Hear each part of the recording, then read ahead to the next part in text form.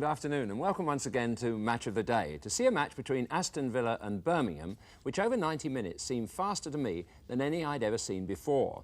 In addition to that second city rivalry, we sample the excitement of the FA Cup as two giant killers of past years meet, Colchester and Yeovil Town. But in a moment we'll start the action in Wales, where Swansea's romantic climb from the 4th Division has breathed life into South Wales soccer once again, and also provided a fixture against the once mighty Newcastle United.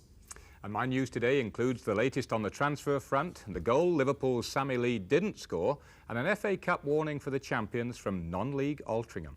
So it's straight to the Vetchfield Swansea, where it seems as if the ghosts of past players like Mel Charles, Cliff Jones, Terry Medwin, the Allchurch brothers and so many more seem to be inspiring the present team to extraordinary achievements, with a little assistance from manager John Toshak. Their opponents, Newcastle United, and your commentator, John Watson.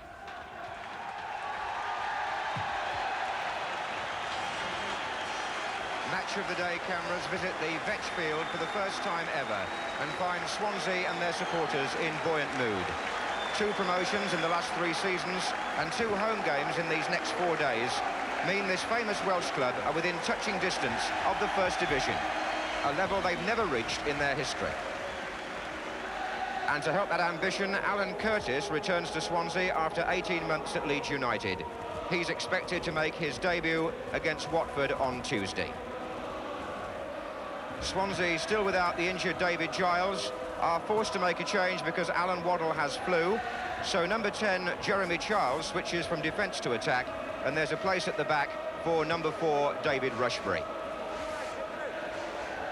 Newcastle make a change at number 9 because they've sold Billy Rafferty to Portsmouth this week, and his place goes to a midfield player, Peter Cartwright.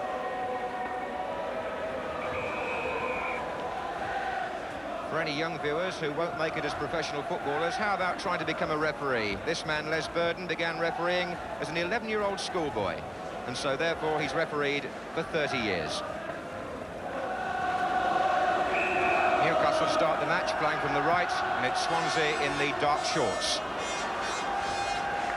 Turned back by Brian Attlee, and that's the first corner going to Newcastle in the first few seconds. Stuart Bohm is making his way forward, and so too is Kenny Mitchell, numbers 5 and 6.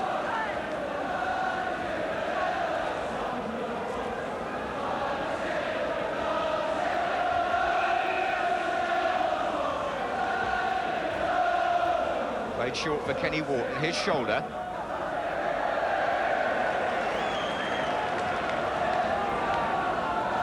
Two teams here in need of goals. Swansea haven't scored in 5 of their last 6 matches, and Newcastle have managed only 17 in the league all season. Foul by Bohm on Jeremy Charles.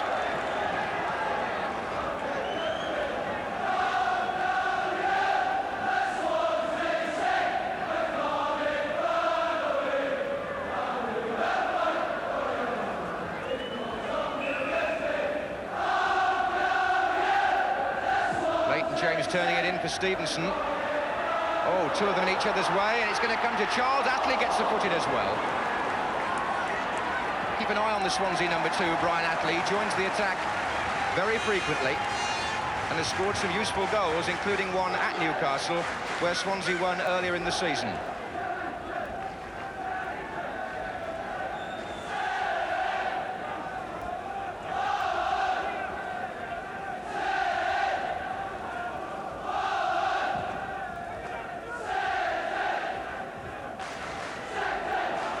There's Neil Robinson, always plays with his socks down.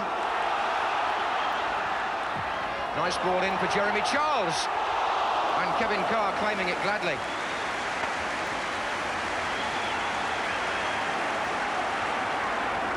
That was Shinton, it was Robinson, and it was Coonan.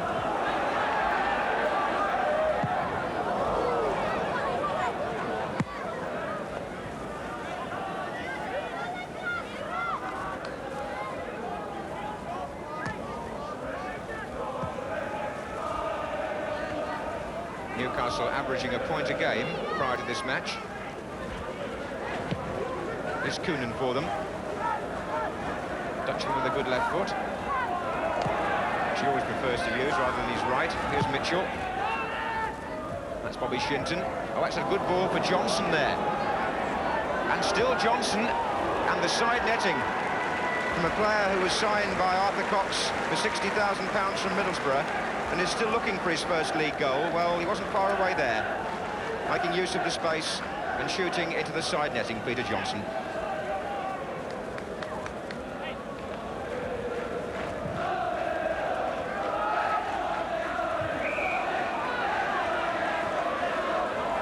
It's Mitchell who was penalised.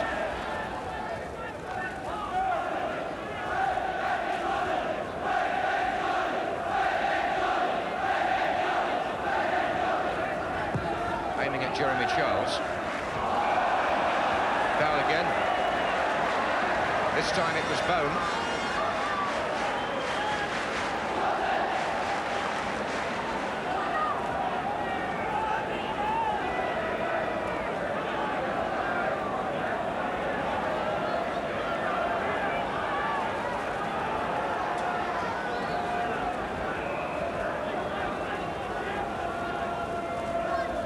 Leighton James, deflection off the wall and a goal!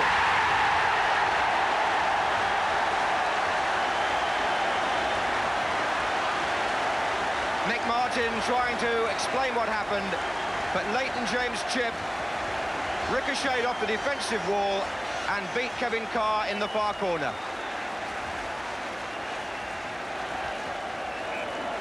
(1-0) to Swansea.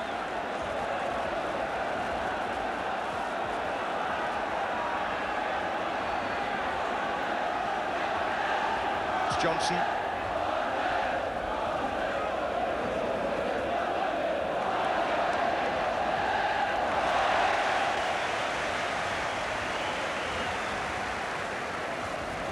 That was Leighton James' 7th goal of the season and makes him joint top scorer now with Alan Waddle.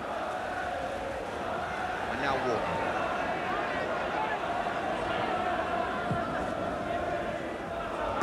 Johnson. Jeremy Charles is the Swansea captain, and he's certainly wanting too long on the ball there. And this could be awkward for Swansea, but Phillips, not for the first time, steps in at the right moment. And that back pass by Hazi Abdic shows how confident he is on the ball.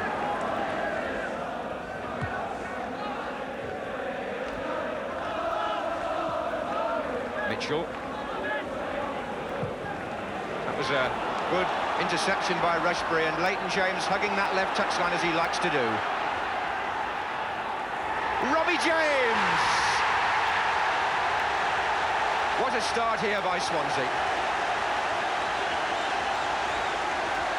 Robbie James gets the second, made for him by Leighton James. Number 9 going down the left. Early ball in, and Robbie James got the touch.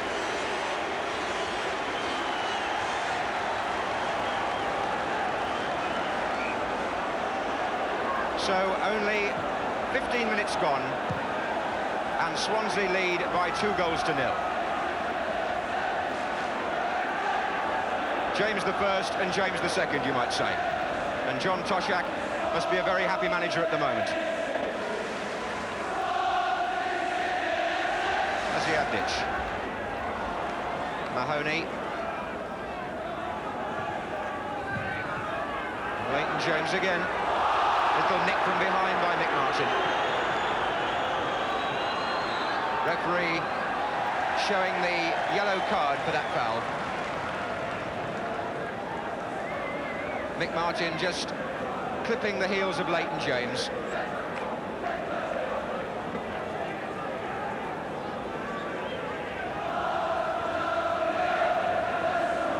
Leighton James with the ball in. Stevenson arriving, it's going to run to shoulder. Robinson won it back for Swansea.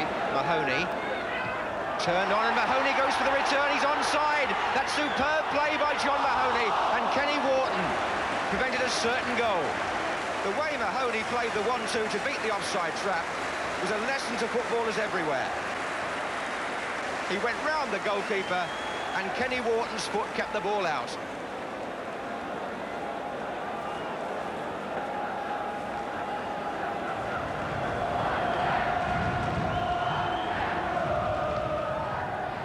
Back again to Leighton James.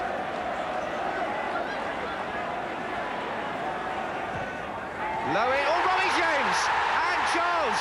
No, handball. Handball, says the referee. Free kick.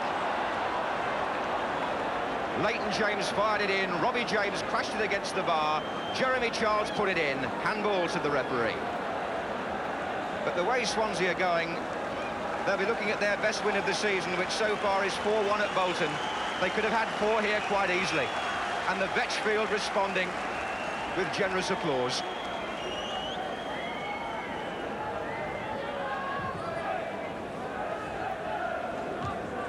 Mahoney offside this time, though.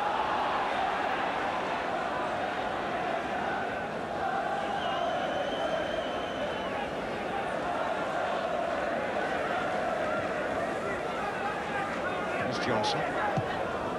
Tucked in for Bobby Shinton. Fouled by Attlee. Clear case of obstruction there by Attlee.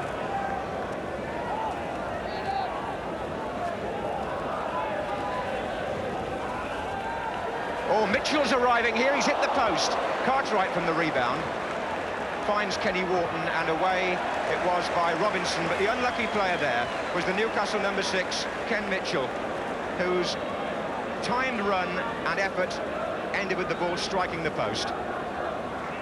Cartwright, shoulder. Turning it across, and well taken by David Stewart.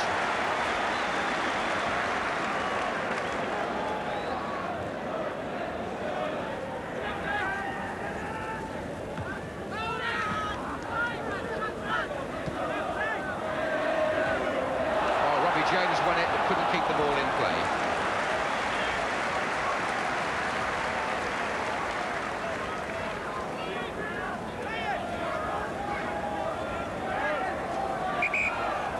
Referee spotting that Coonan was pinching ground.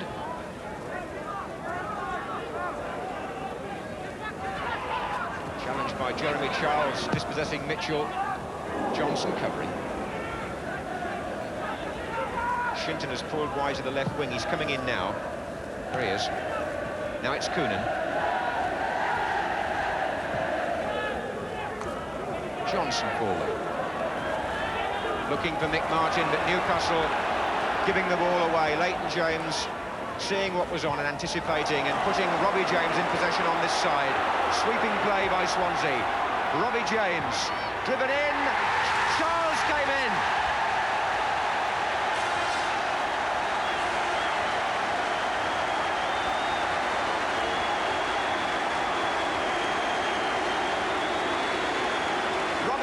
Down the right, firing the ball low across the goal, wide of the goalkeeper, and Jeremy Charles making absolutely sure. So a highly impressive first-half performance by a vibrant Swansea side, and they continued their search for goals in the second half. Phillips, on by Robinson, that could be awkward.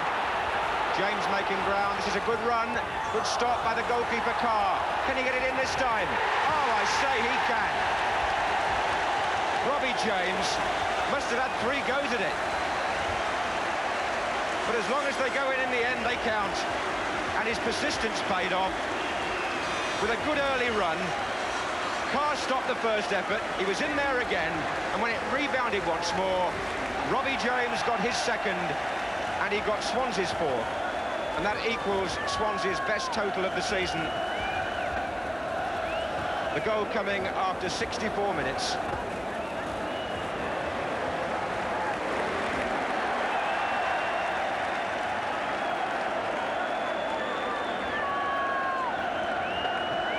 Robinson. Mahoney goes again, lovely play. 3 waiting in the centre for them. And Mahoney can try again. Mick Martin taking the ball away from his goalkeeper effectively. Swansea win it back, but not for long. Gary Nicholson. Players to his left, Alan Shoulder in on goal. Good chance here for Newcastle. Shoulder hits the bar. In goes Nicholson for the rebound. Phillips touched it back, and Rushbury away. Well, in fairness to Newcastle, they've now hit the woodwork twice. Mitchell hit the post in the first half. Shoulder hit the bar then. Carney.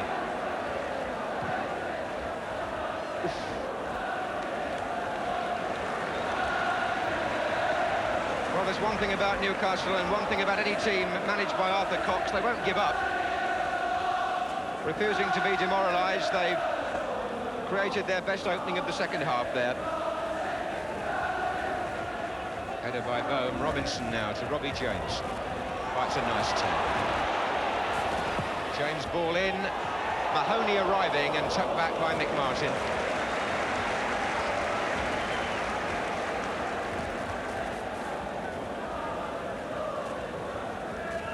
Bohm. Shinton. There's Attlee again. Always ready to go forward, but the return pass from Robbie James not quite as good as normal. Shinton. Martin. Carney. Martin.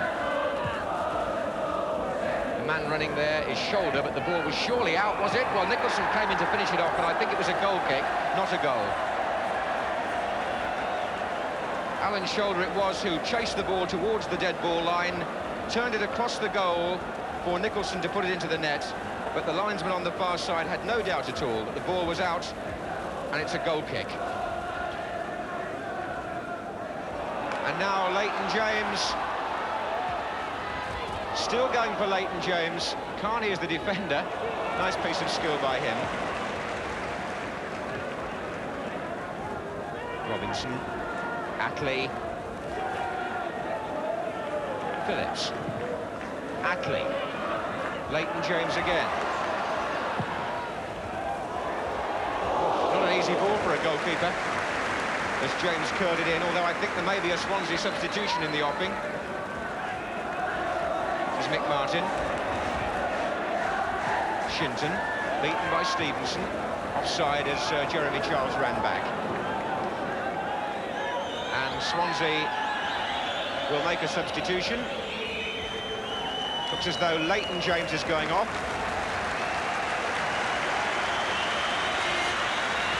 And the man coming on to replace him is Tommy Craig, who captained Newcastle at Wembley in the League Cup final of 1976 against Manchester City.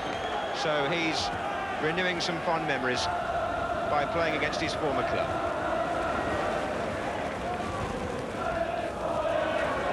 Nicholson showing some good touches since he came on. Looks here for Shinton. And Shinton wonders about a shot. Feeds the ball through. And a good save from Shoulder by David Stewart. That was a good stop. Ball fed through to Alan Shoulder by Shinton. And Stewart very alert.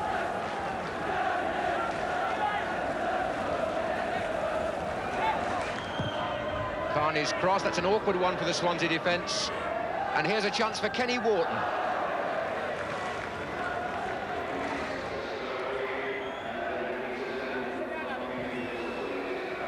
And referee Les Burden blows the final whistle to signal a fine win by Swansea City. 4-0, a comprehensive reflection of the game, with Swansea getting their teeth not only into Newcastle, but into a 4-day period when they could move right into the promotion frame. Alan Curtis, David Giles, Alan Waddle still to come back into the side. Curtis having rejoined the club. But on the day, the players out there did the job emphatically enough.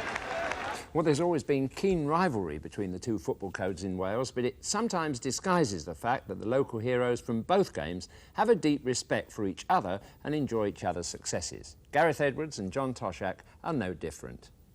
Well, I can remember a few years ago now, John, obviously when I was involved on the playing staff here, that the facilities left a lot to be desired. Do you think that the advent of this new stand and the future of the club is more or less secure now? How does that relate to the players? I think so. The standards that we got outside the first team, and honest, we would like just yet. I think we could improve our playing structure, reserves and youth league, which brings me round to you actually, because if you remember that game you played for us at Anfield for half an hour, there were one or two people on the backroom staff who were quite impressed. And you know how often we play midweek matches here at reserve team level.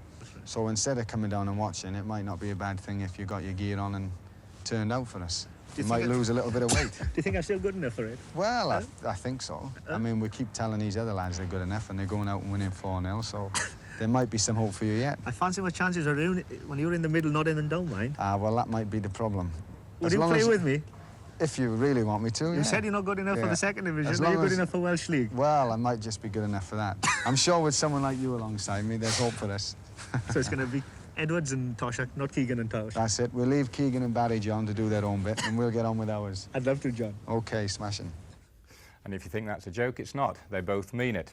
Well, as a result of their win against Newcastle, Swansea moved to within 2 points of Notts County in the second division promotion race with a game in hand. County lost yesterday, as did second-place Chelsea, and if Swansea beat Watford on Tuesday evening, they'll go third on goal difference. West Ham extended their lead at the top to 3 points by getting a point from the goalless draw at Blackburn. Well, the exhilarating Aston Villa-Birmingham game coming up soon, but before that we continue to reflect the progress of the FA Cup competition in its centenary year. Yesterday, two clubs, Colchester and Yeovil, whose names as a result of past cup performances put fear and trepidation into the minds of the mighty, tried to mesmerise each other. Alan Parry was with them. At Yeovil's overnight hotel on the outskirts of Colchester, they came face to face with their opponents earlier than expected. By an oversight, both teams had booked the same hotel for their pre-match meal, and they even ended up in the same dining room.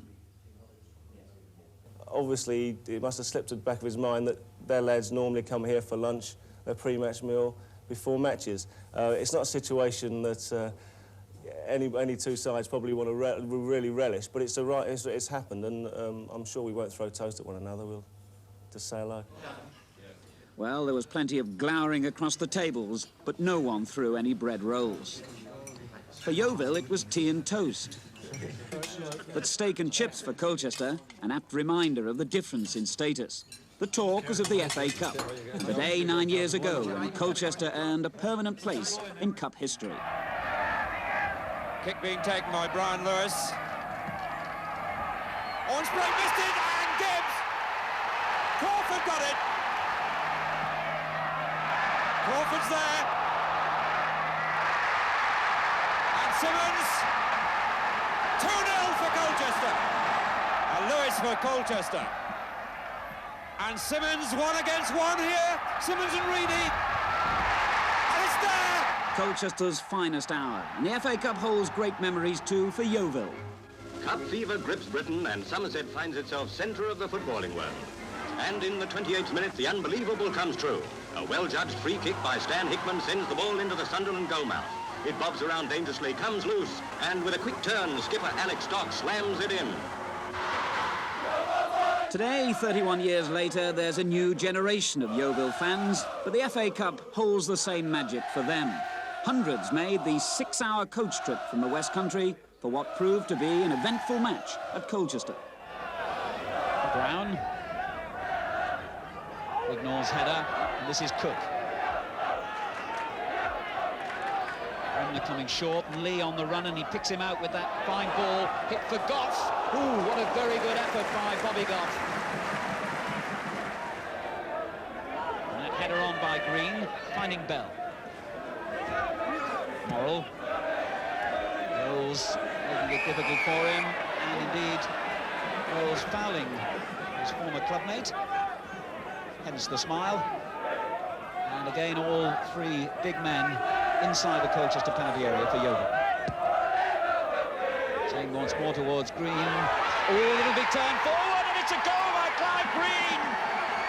And Yeovil have rocked Colchester in the first 15 minutes with the goal they had planned. It came from that free kick, flighted in by Borthwick.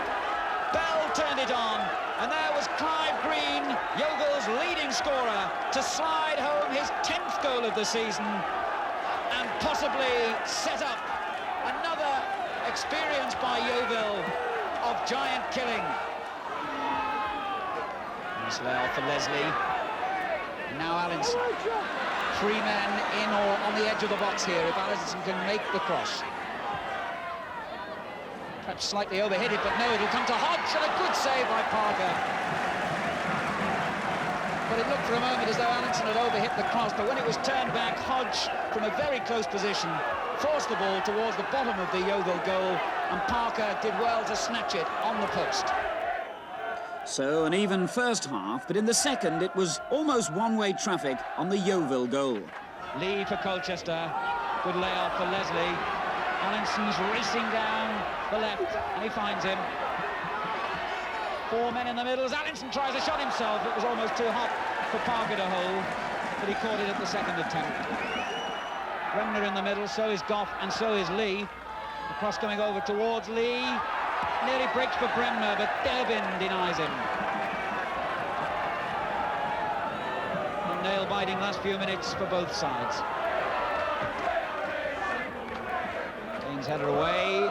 Leslie chips it back into the box. It'll break there for Bremner.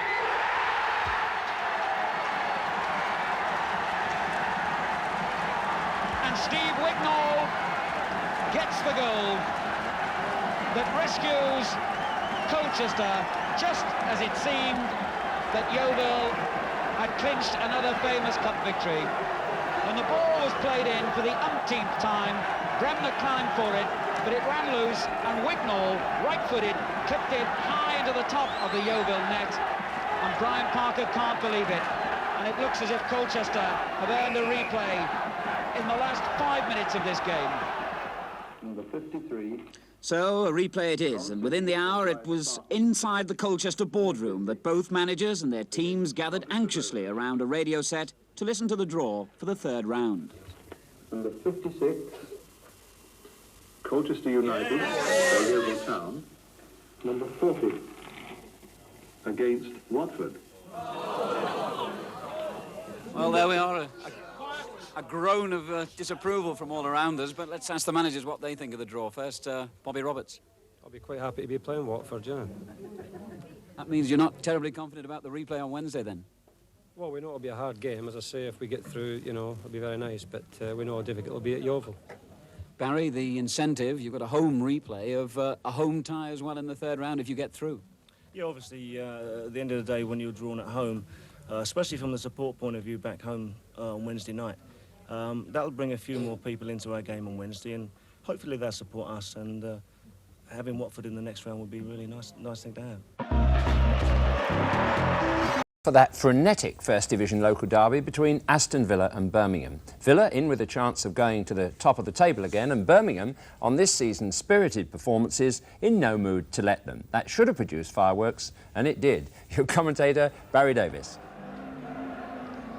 The two skippers, like their two teams, have each been enjoying a very good season. On the left, Dennis Mortimer of Aston Villa. On the right, Archie Gemmell of Birmingham City. And the referee for this 86th Birmingham derby is Keith Hackett of Sheffield.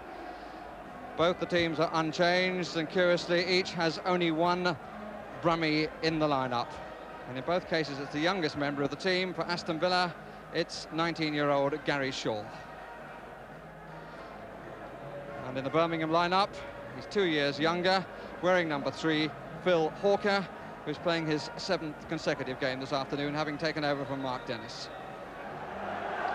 And there's Alan Evans, who scored the winner in the first fixture between these two this season at St Andrews, when Villa won by 2-1. As you can see, rather a blustery afternoon. The pitch looking in perfect condition, the wind in the main blowing from our right. Both sides in need of the victory. Aston Villa have dropped 6 of the last possible 8 points, and Birmingham City beaten in their last 2 matches by Liverpool in the League Cup, although they played very, very well at Anfield, and by Leicester at home in the league last Saturday. And the first header from Evans produces the first corner.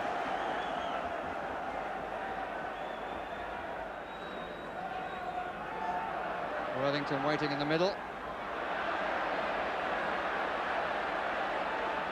And Cowan's creating space for himself. Challenged by David Langan. Kerbishley, Worthington, good stretch by Bremner. as he nearly bought the dummy. Well won by Geddes. Mortimer ahead of him. Beautifully played by Geddes. The goalkeeper to come out and does it well. Lovely run though by the Villa skipper. The pass just too long.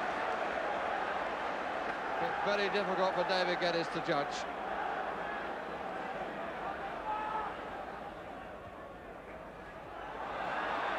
With him leaning on by Gallagher, and then the kick has been given.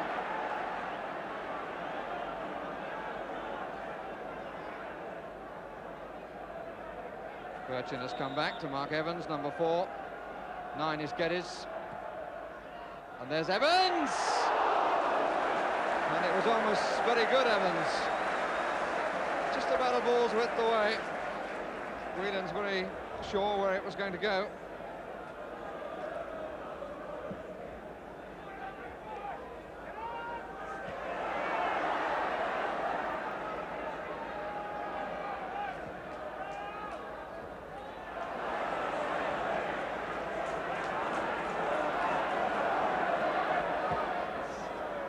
Worthington.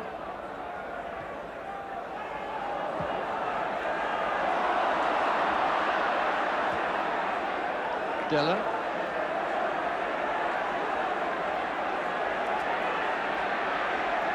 Plenty of support in the box. Appeal for handball, which would never have been given. Always aimed at the man. Worthington. Ainscough couldn't, Birchin couldn't.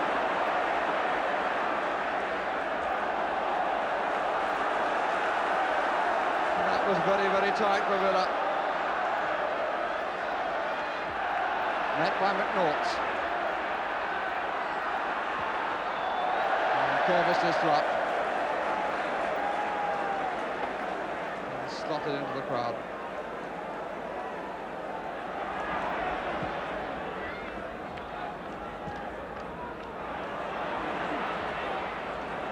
Morton has gone on for the first time ball, gets it back. And Whelans with a punch. 2 best breaks that Aston Villa have made. Both involve the skipper, Dennis Mortimer, making the forward run and getting the early return.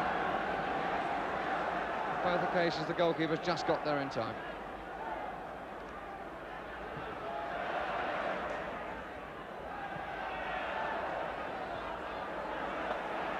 Thrown up.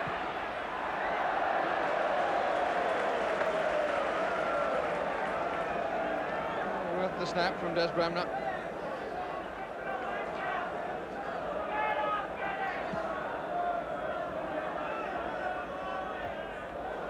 Stake by McNaught, and here's Worthington. He struck it very sweetly. Suddenly there was a hole in the middle as McNaught's header sent the ball the wrong way. But there was just one defender back. And Worthington's shot going away from the right-hand post as he looked.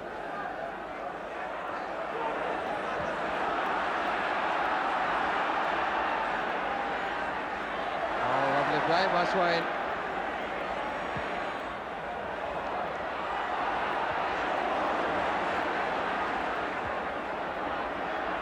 Geddes. Goalkeeper coming forward, claimed it well. Almost something out of nothing.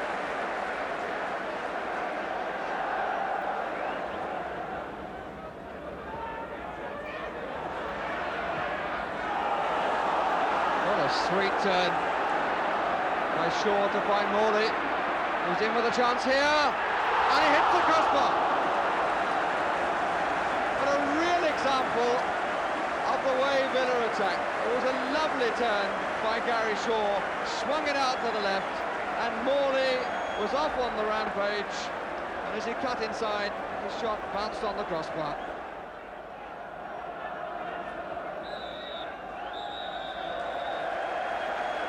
And the applause from the crowd as we reach the half-time point of this 86 Birmingham derby. The score sheet is blank, but some of the football, bearing in mind the pace of the game and the tension of the occasion, has really been quite remarkable.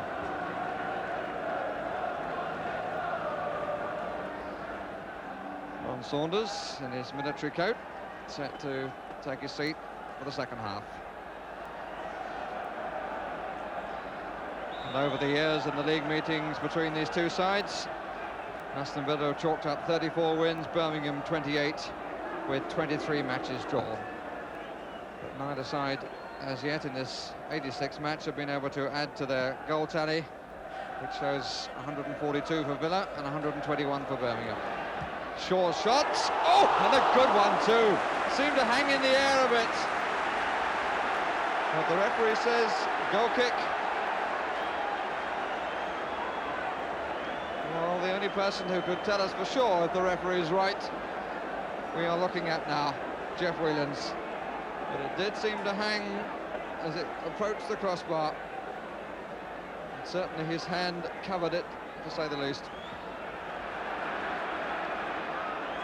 Now Todd for Birmingham.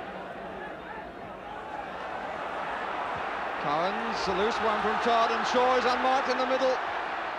There he is! Oh, what a marvellous piece of play! Fine save by Jeff Whelans. A mistake by Todd, and Villa built at such pace down the left side. Shaw was unmarked in the middle, got the header, and a brilliant save by Whelans.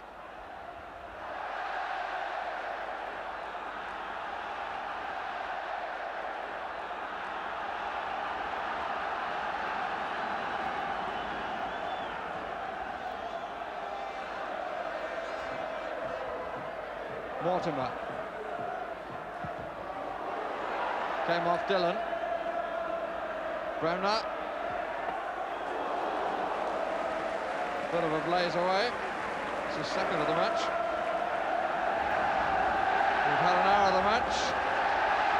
We have still to have the first goal. But it's had just about everything else, this fixture. Definite push by Evans.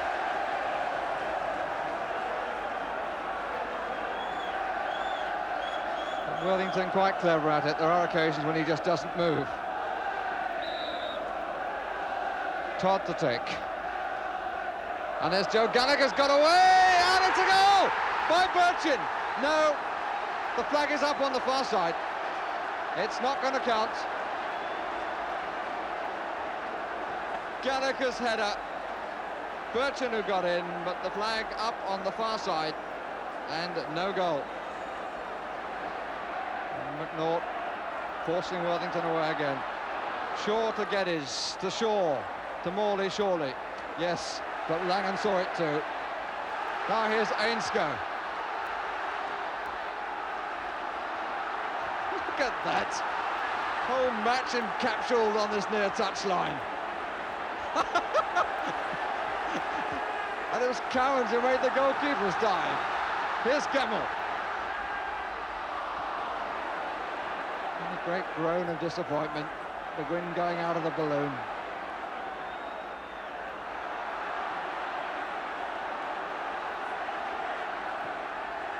Mortimer. Shaw and Geddes to his right, and Todd timing the tackle yet again. It is quite unbelievable, this spell. Here's Birchin. They're actually stopped. And it was Bremner who came back to turn a clearance into another attack. And that's for Geddes. Shaw in the middle wants it. And it arrives straight at the feet of Whelans, as Geddes was determined to go alone. And the ball across the middle would have forced the goalkeeper to make a decision. Come out, and Geddes decided to go alone.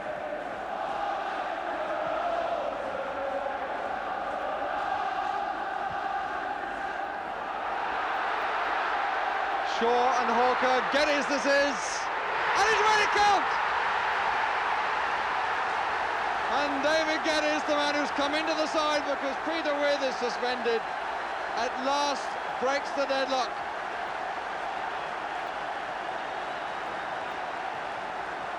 "64 minutes, and at last we have a goal, and David Geddes will milk the moment for all it's worth. hasn't had too many chances since he came here, but the score in the match against Birmingham is a great prize for any Aston Villa player. He's not yet back over the halfway line. He is now, and away we go again, with Villa leading 1-0. Here's Worthington. The trip by McNaught. Well, they scored first in the match at St Andrews in October, then Aston Villa. Birmingham equalised and Villa went on to win with a late goal. Worthington, Gallagher, Ainscough. Goal kick.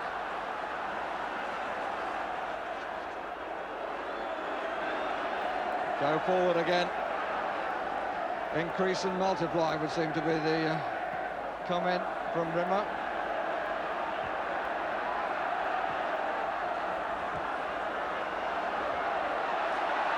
Here's Todd.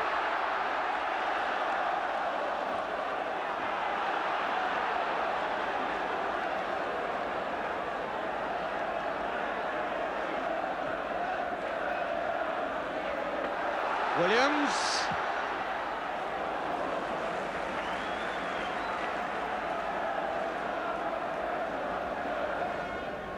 Three up for Birmingham City. The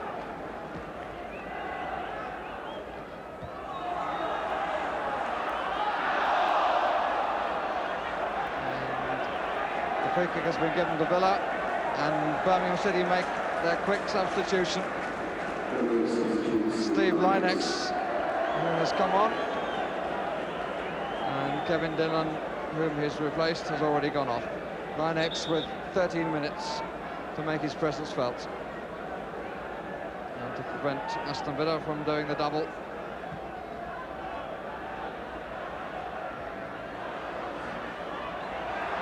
And suddenly, and finally Shaw puts it in. It was Geddes who found himself coming from a curious position, who had a flick at it, and as the ball came back, Gary Shaw was on the spot. So barely had Birmingham reorganised themselves before they go 2 down, and surely down and out.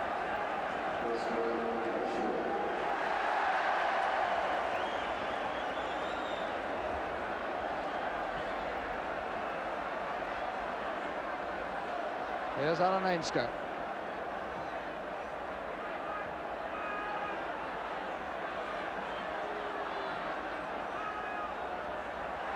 That's nice.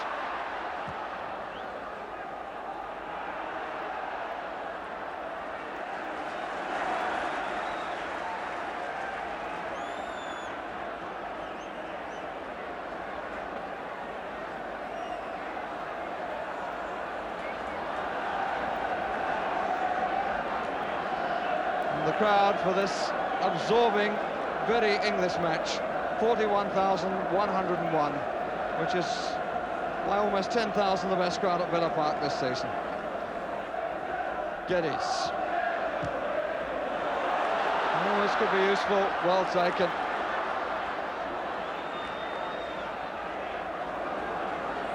And Hawker finding some space in his own box.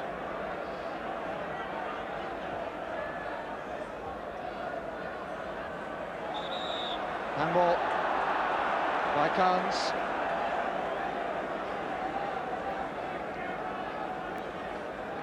Archie Gemmell.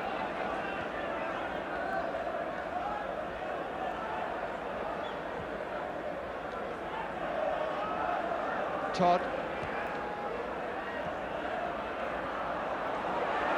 Shaw and Geddes against Gallagher and Todd, with Morley racing forward on the far side. Ball carrier is Geddes. Well, he actually lost control at the vital moment. And he was stretching for it when he made the shot.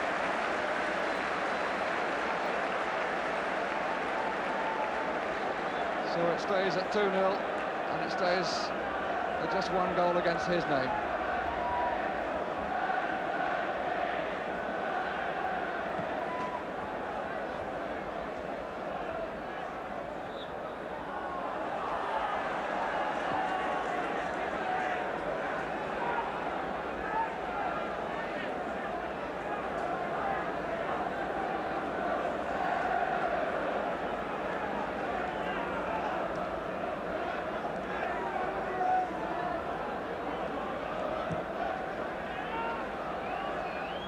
On by Evans.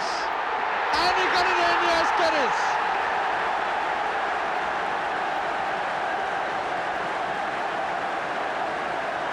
Poor Jeff Williams, one has to sympathise with him. He's played far too well to have three past him.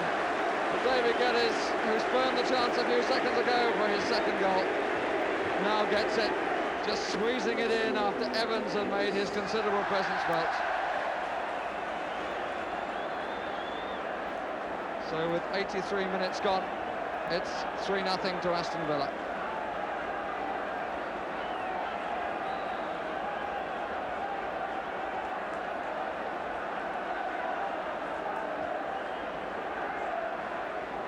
Away by Evans.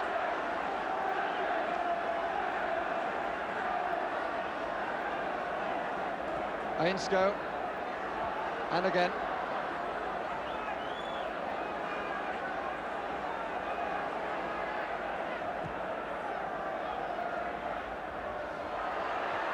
And Birchin just cannot get through. And finally it's a corner.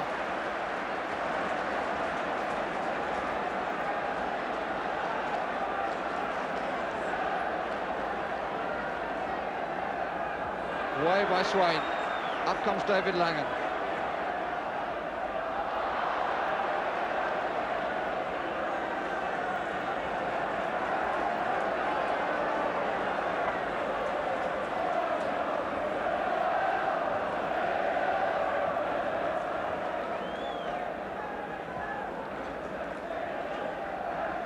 Shaw.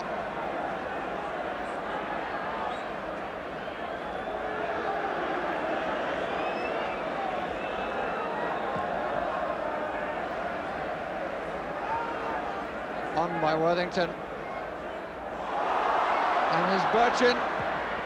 Oh, and he hit the post. Managed to get it under the body of the goalkeeper, who was let down by his defence. And it came back off the post and into safety.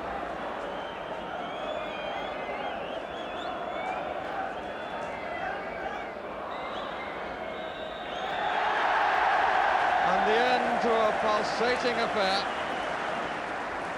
which has obviously pleased the home crowd as their team come off with a 3-0 victory. All three goals coming in the space of a 19-minute spell in the second half. 2 goals for David Geddes and 1 for Gary Shaw, his 15th of the season. Well, I felt out of breath just watching that game, and it set me wondering what produced such commitment. For Aston Villa, was it the huge bonuses that it's been suggested that the players were being paid? That's the question I put to manager Ron Saunders. I think there's a load of nonsense spoken about money. There's a tremendous amount of nonsense being written about the bonuses that these players are on. The players at this club earn every penny that they get paid. And a lot of the basic wage at this club are not a patch on the basic wage of a lot of other clubs. We believe in paying them what they deserve and when they earn it. Full stop. Ron Saunders, a character if ever there was one. Well, just for a moment, let's reflect on the refereeing of that game. As we've said, it was played at breakneck pace, and I thought Keith Hackett did a superb job in letting the game flow. I can think of 1 or 2 referees who would have never had their whistle out of their mouths, but if he saw a player play the ball, he made sure that the game was allowed to go on, whatever happened and whoever hit the ground hard afterwards. Well, Ron Saunders is clearly pleased his team are back on top of Division 1. Villa are a point ahead of Liverpool, who drew 1-1 at Ipswich, the side in 3rd place, and with 3 games in hand, the first of which is at Tottenham on Wednesday. Well, thank you, Bob. And I don't know what kind of week you've had, but it's been a very exciting one for me. And I know Football League matches are the club's bread and butter, and it's the competition to win. But if you want excitement, which sets the pulses racing for the fans, the managers and the players, there's nothing to beat the anticipation and perhaps the reality of a good cup run. Good evening.